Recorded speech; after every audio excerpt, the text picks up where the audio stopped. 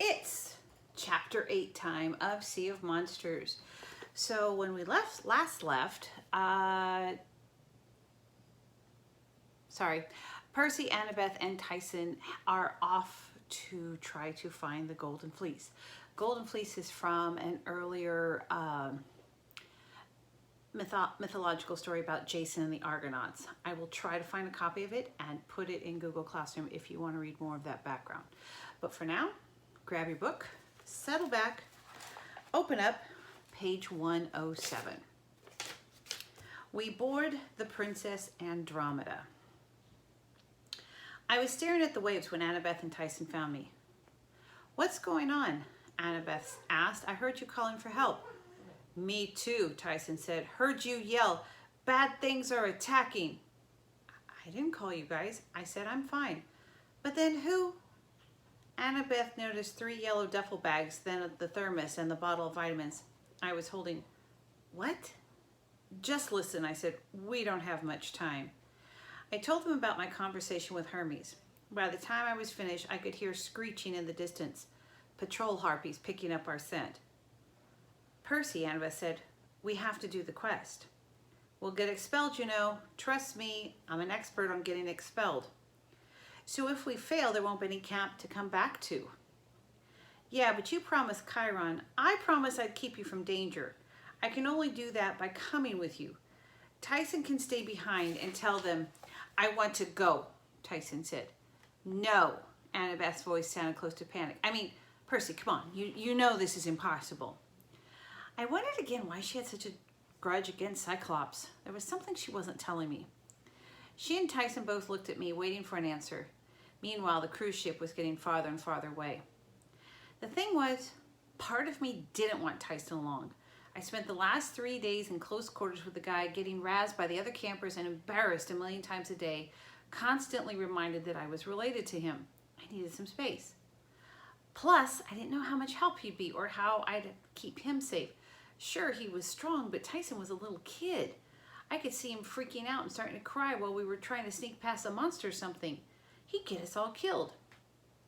On the other hand, the sound of the harpies was getting closer. "We can't leave him," I decided. "Tantalus will punish him for us being gone." "Percy," Annabeth was trying to keep her cool, "we're going to Polyphemus's island." Polyphemus is an S-I-K-C-Y-K. She stumped her foot in frustration. As smart as she was, Annabeth was dyslexic too.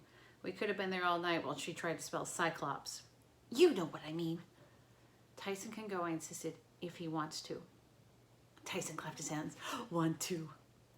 Annabeth gave me the evil eye, but I guess she could tell I wasn't going to change my mind. Or maybe she just knew that we didn't have time to argue. "All right," she said, "how do we get to that ship?" "Hermes said my father would help." "Well then, seaweed brain, what are you waiting for?" I'd always had a hard time calling on my father, or praying, or whatever you call it, but I stepped into the waves. Dad?" I called. "How's it going?" "Percy," Annabeth whispered, "we're in a hurry." "We need your help," I said a little louder. "We need to get to that ship, like, before we get eaten stuff, so..." At first, nothing happened. Waves crashed against the shore like normal. The harpies sounded like they were right behind the sand dunes. Then about 100 yards out to sea, 3 white lines appeared on the surface. They moved fast towards the shore, like claws ripping through the ocean. As they neared the beach, the surf burst apart and the heads of 3 white stallions reared out of the waves. Tyson caught his breath. "Fish ponies!" He was right. As the creatures pulled themselves onto the sand, I saw that they were only horses on the front. Their back halves were silvery fish bodies with glistening scales and rainbow tail fins. "Hippocampi," Annabeth said. "They're beautiful." The nearest one whinnied in appreciation and nuzzled Annabeth. "We'll admire them later," I said. "Come on." "There!" a voice screeched behind us. "Bad children, out of cabins! Snack time for lucky harpies!" 5 of them were fluttering over the top of the dunes, plump little hags with pinched faces and talons and feathery wings too small for their bodies. They reminded me of miniature cafeteria ladies who'd been crossbred with dodo birds. They weren't very fast, thank the gods, but they were vicious if they caught you. "Tyson," I said, "grab a duffel bag." He was still staring at the hippocampi with his mouth hanging open. "Tyson!" Huh?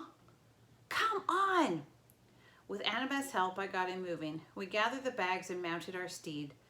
Poseidon must have known Tyson was one of the passengers because one of the hippocampus was much larger than the other two, just right for carrying a cyclops. Giddy up, I yelled. My hippocampus turned and plunged into the waves. Annabeth and Tyson's followed right behind. The harpies cursed at us, wailing for their snacks to come back, but the hippocampi raced over the water at the speed of jet skis. The harpies fell behind, and soon the shore of Camp Half-Blood was nothing but a dark smudge. I wondered if I'd ever see the place again, but then I had other problems. The cruise ship was now looming in front of us, our ride towards Florida and the Sea of Monsters. Riding the hippocampus was even easier than riding a Pegasus. We zipped along with the wind in our faces, speeding through the waves so smoothly and steadily I hardly needed to hold on at all. As we got closer to the cruise ship, I realized just how huge it was. I felt as if I were looking up at a building in Manhattan. The white hull was at least 10 stories tall, topped with another dozen levels of decks with brightly lit balconies and portholes. The ship's name was painted just above the bow line in black letters lit with a spotlight. It took me a few seconds to decipher it. Princess Andromeda. Attached to the bow was a huge masthead. A 3-story tall woman wearing a white Greek chiton, sculpted to look as if she were chained in front of the ship. She was young and beautiful with flowing black hair, but her expression was one of absolute terror. Why would anybody want a screaming princess on the front of their vacation ship? I had no idea. I remembered the myth about Andromeda and how she had been chained to a rock by her own parents as a sacrifice to the sea monster.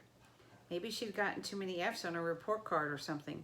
Anyway, my namesake, Perseus, had saved her just in time and turned the sea monster into stone by using the head of Medusa. That Perseus always won. That's why my mom had named me after him, even though he was the son of Zeus and I was the son of Poseidon.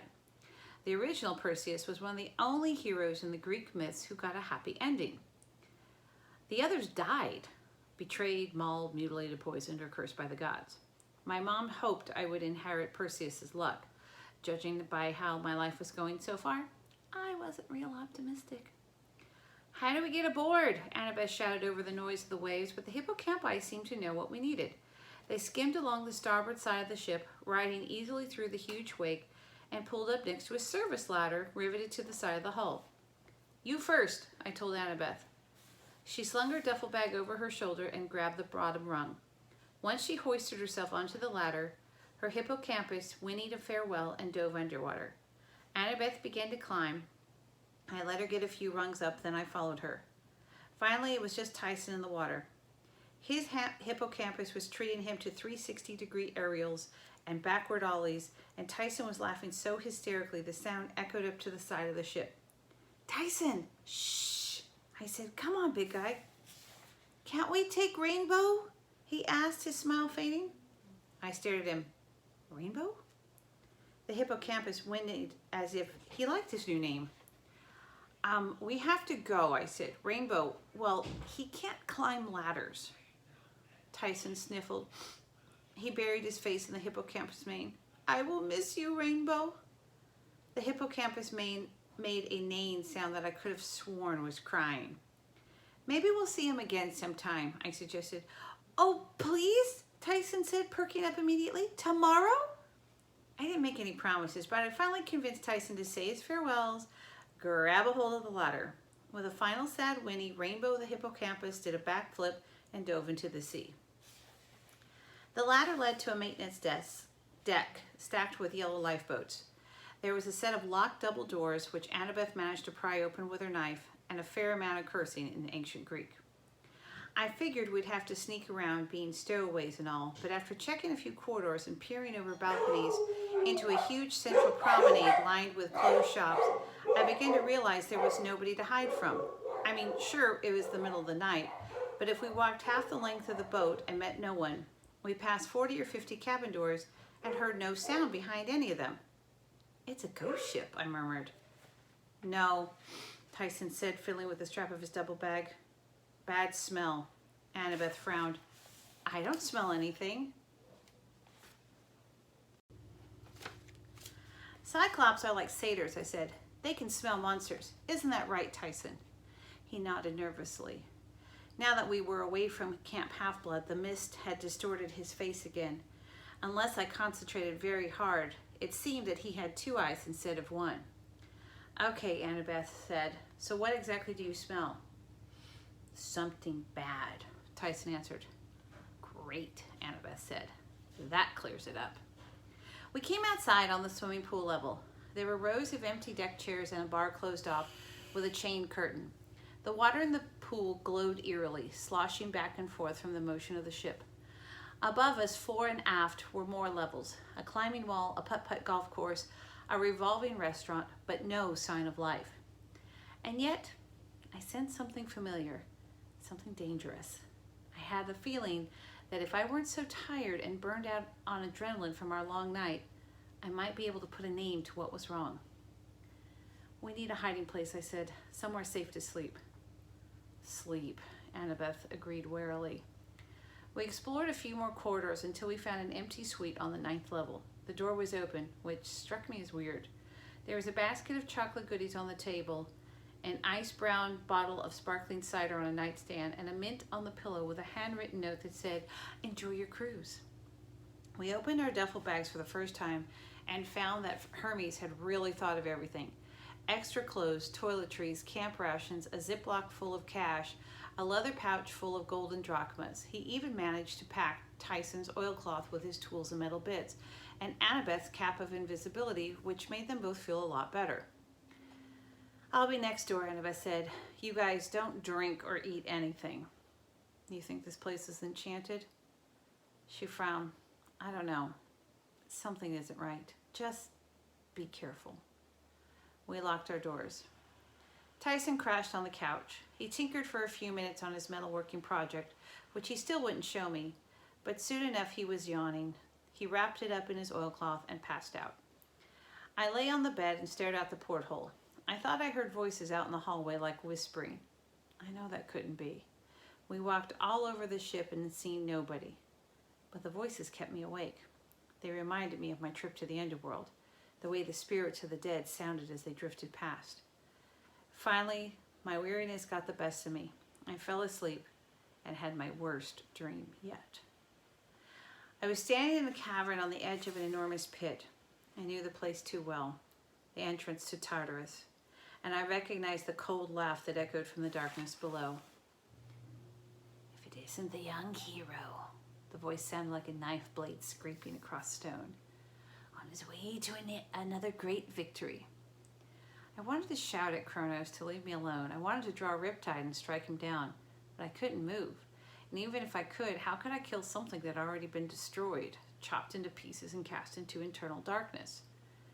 Don't let me stop you, the Titan said. Perhaps this time, when you fail, you'll wonder if it's worthwhile slaving for the gods. How exactly has your father shown his appreciation lately? His laughter filled the cavern, and suddenly the scene changed. It was a different cave. Grover's bedroom prison in the Cyclops' lair. Grover was sitting at the loom in his soiled wedding dress, madly unraveling the threads of the unfinished bridal train. "Honey pie," the monster shouted from behind the boulder. Grover yelped and began weaving the threads back together. The room shook as the boulder was pushed aside. Looming in the doorway was a Cyclops so huge he made Tyson look vertically challenged. Short. He had jagged yellow teeth and gnarled hands as big as my whole body. He wore a faded purple t-shirt that said World Sheep Expo 2001. He must have been at least 15 feet tall. But the most startling thing was his enormous milky eyes, scarred and webbed with cataracts. If he wasn't completely blind, he had to be darn close. "What are you doing?" the monster demanded. "Nothing," Grover said in his falsetto voice. Just weaving my bridal train, as you can see." The Cyclops stuck one hand into the room and groped around till he found the loom. He pawed at the cloth. "It hasn't gotten any longer." Yes it has, dearest. See, I've added at least an inch." "Too many delays," the monster bellowed. Then he sniffed the air. You smell good, like goats." "Oh," Grover forced a weak giggle. Do you like it? It's called Eau de Chèvre. I wore it just for you. The Cyclops bared his pointed teeth. Good enough to eat. Oh, you're such a flirt. No more delays. But dear, I'm not done. Tomorrow. No. 10 more days. 5. Oh, well, 7 then, if you insist. 7. That is less than 5, right? Oh, certainly. Oh, yes. The monster grumbled, still not happy with his deal, but he left Grover to his weaving and rolled the boulder back into place. Grover closed his eyes, took a shaky breath, trying to calm his nerves. Hurry, Percy, he muttered. Please, please, please, please, please. I woke to the ship's whistle and a voice on the intercom, some guy with an Australian accent that sounded way too happy. Good morning, passengers. We'll be at sea all day today. Excellent weather for the poolside mambo party. Don't forget $1 Million Bingo at the Kraken Lounge at 1 o'clock. And for our special guest, disemboweling practice on the promenade. I sat up in bed. What did he say? Tyson groaned, still half asleep. He was lying face down on the couch, his feet so far over the edge they were in the bathroom. The happy man said, bowling practice?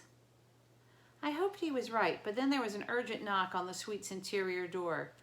Annabeth stuck her head in, her blonde hair in a rat's nest. Disemboweling practice? Once we were all dressed, we ventured out into the ship and were surprised to see other people. A dozen senior citizens were heading to breakfast, a dad walking his kids to the pool for a morning swim. Crew members in crisp white uniforms strolled the deck, tipping their hats to the passengers. Nobody asked who we were. Nobody paid us much attention. There was something wrong. As the family of swimmers passed us, the dad told his kids, "We are on a cruise. We are having fun." Yes, the 3 kids said in unison, their expressions blank.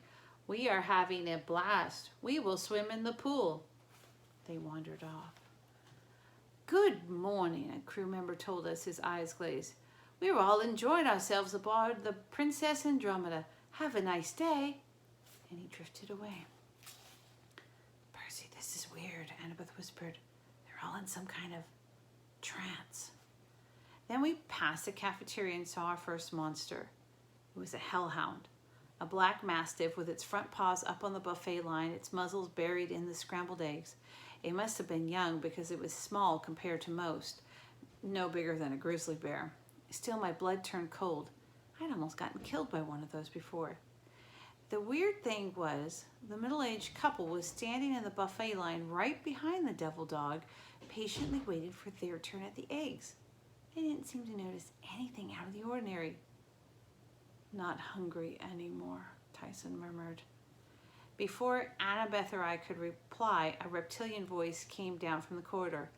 6 more joined yesterday.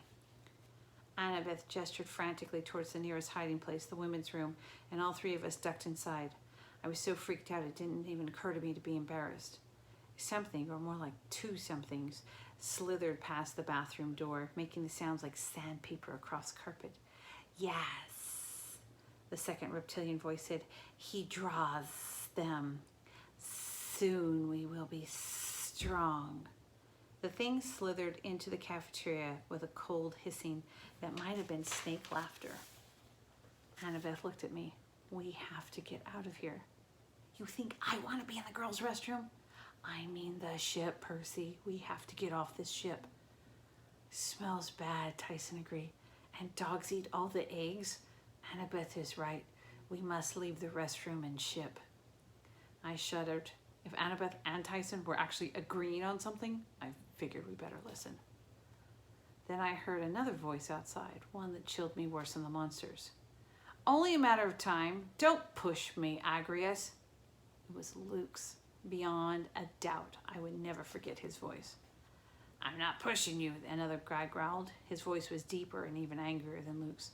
I'm just saying, if this gamble doesn't pay off. It'll pay off, Luke snapped. They'll take the bait. Now, come on, we've got to get to the Admiralty suite and check on the casket. Their voices receded down the corridor. Tyson whimpered, Leave now? Annabeth and I exchanged looks and came to a silent agreement. We can't, I told Tyson. We have to find out what Luke's up to, Annabeth agreed. And if possible, we're going to beat him up, bind him in chains, and drag him to Mount Olympus. Dun, dun, dun. So that is chapter 8. We will find out exactly what happens the next time we get together for chapter 9.